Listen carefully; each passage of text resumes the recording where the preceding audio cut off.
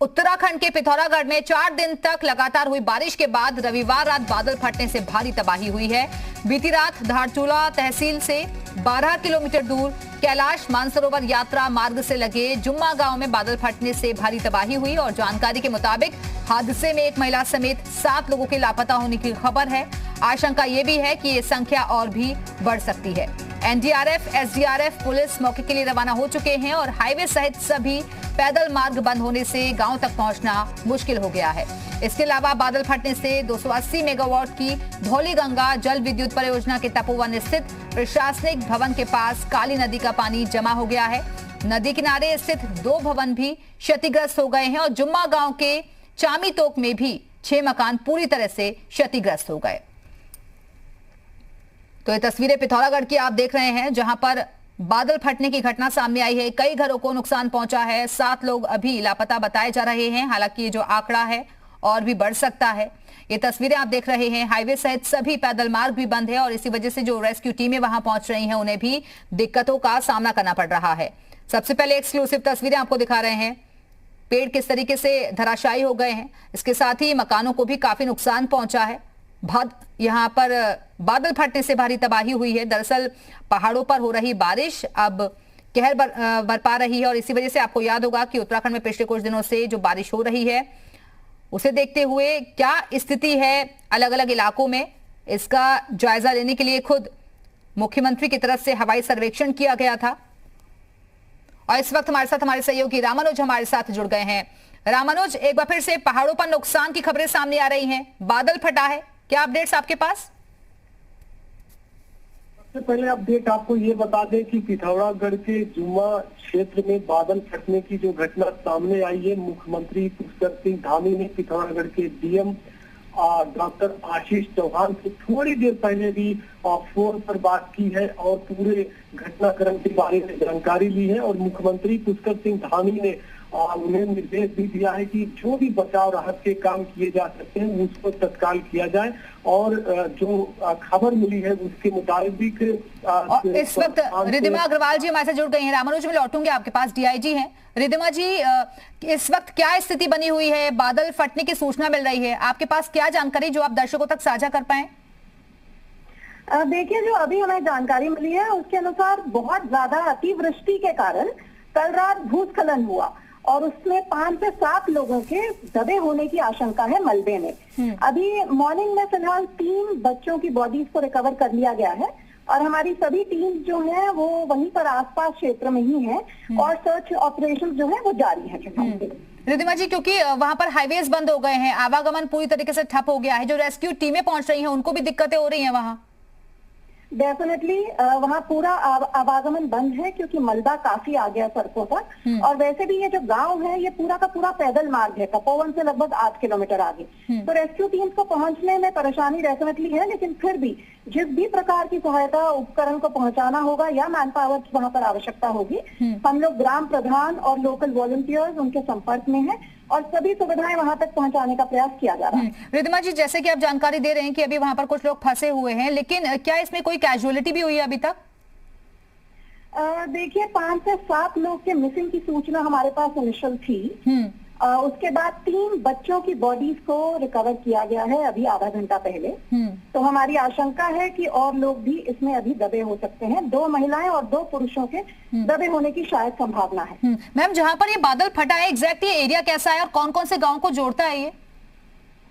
देखिए, बादल फटने का तो अभी पुष्टि नहीं हुई है, अतिवृष्टि की हुई है। बहुत ज्यादा हेवी रेंज थी कल रात्रि, जिसके कारण लैंडस्लाइड आया। लैंडस्लाइड में वहां पर 3-4 पक्के मकान थे जो ध्वस्त हुए लैंडस्लाइड के कारण और उसी में ये लोग दब गए।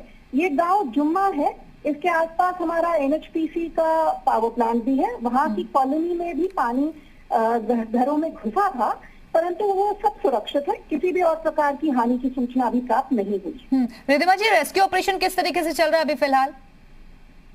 देखिए, सभी टीम्स आपस में कोऑर्डिनेट कर रही हैं। एसडीआरएफ, लोकल पुलिस प्रशासन सब लोगों के साथ कोऑर्डिनेट करके रेस्क्यू ऑपरेशंस किए जा रहे हैं। हमारी प्रयास यही रहेगा कि हम जल्द से जल्द जो लोग मिसिंग हैं उनको ढूंढने का प्रयास करें। रिद्धिमा जी, क्योंकि बारिश भी लगातार वहां पर हो रही है, ये ऐसी सूचनाएं मिल रही हैं, इसलिए हो सकता है कि इसलिए भी दिक्कतें आ रही हैं रेस्क्यू ऑपरेशन में भी।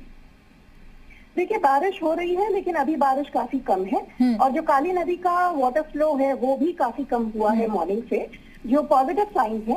इसलिए मैं यही कहूंगी कि पैनिक की किसी भी प्रकार की सिचुएशन नहीं है, लेकिन फिर भी सभी लोगों को अलर्ट रहना चाहिए। और कई घरों को भी नुकसान बताया जा रहा है, क्या ऐसा तो नहीं कि वहां भी लोग अभी कुछ हो, तो उनको सुरक्षित जगहों पर पहुंचाने के लिए क्या व्यवस्थाएं? देखिए, जो एनएचपीसी की कॉलोनी है वहां पर ये सूचना मिली थी कि पानी घरों में घुसा है, लोगों को सुरक्षित तपोवन में पहुंचाया गया था।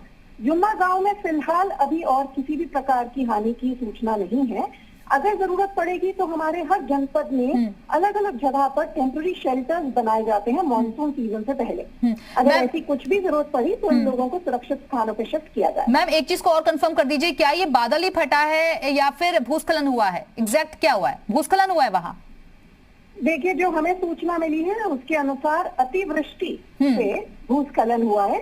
जो मलबा आया घरों के ऊपर उसके कारण घरों का ध्वस्तीकरण हुआ है। ये हमारे पास अभी तक की सूचना है और जो सूचना आगे पुष्ट होगी मैं आपको अपडेट दे दूंगी। चलिए, बहुत बहुत शुक्रिया आपका हमारे साथ जुड़ने के लिए। तो फिलहाल लैंडस्लाइड की बात सामने आ रही है, इसकी पुष्टि हुई है, लेकिन बादल फटा है या नहीं ये अभी तक जानकारी नहीं मिल पाई है, ये अभी तक साफ नहीं हो पाया। लेकिन ये जरूर कहा जा रहा है कि रेस्क्यू ऑपरेशन वहां पर चल रहा है, कुछ कैजुअलिटीज भी हो सकती हैं, इसके साथ ही कुछ लोग लापता बताए जा रहे हैं जिनको ढूंढने की कोशिशें चल रही हैं, घरों को भी नुकसान पहुंचा है।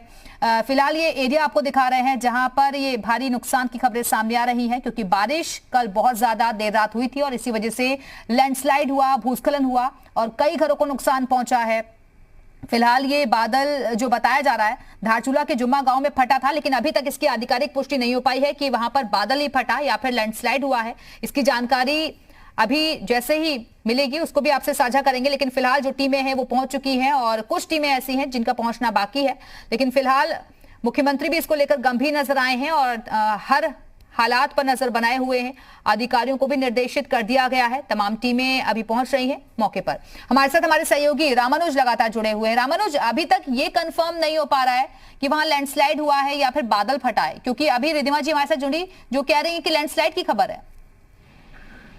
विद्या, देखिए, ये जो इलाका है ये बहुत रिमोट एरिया का है। जिस तरह से डीआईजी आरिजी मधुवाल ने जानकारी दी है उससे अगर देखते तो 8 किलोमीटर ये पैदल इलाका है और चाहे वो रेस्क्यू ऑपरेशन की टीम हो या प्रशासनिक टीम, उसको पहुंचने में थोड़ा वक्त लगेगा। इसलिए बात कंफर्म नहीं हो पा रही कि वाकई वहां पर जो बादल फटने की घटना है या लैंडस्लाइड ऊपर का है। लेकिन इतना जरूर है कि वो इलाका काफी दूरस्थ क्षेत्र है और ऐसे में जब तक कोई टीम वहां पर पहुंच करके ऑथेंटिक जानकारी नहीं देती है, प्रमाणिक जानकारी नहीं देती, उस बारे में कहना मुश्किल होगा। फिलहाल इतना जरूर है कि जिस तरह पहले जो तस्वीरें आई हैं उससे मलबा आने की बात सामने आई है, तो यानी कि ऊपर से मलबा जरूर आया होगा और यही वजह है कि वो लोग उसमें फंसे हैं, वहां तक पहुंचने की कोशिश की जा रही। तो मुख्यमंत्री ने भी जब डीएम से पूरे मामले को लेकर बातचीत की, उन्होंने कहा कि जो भी फौरी तौर पर रेस्क्यू ऑपरेशन में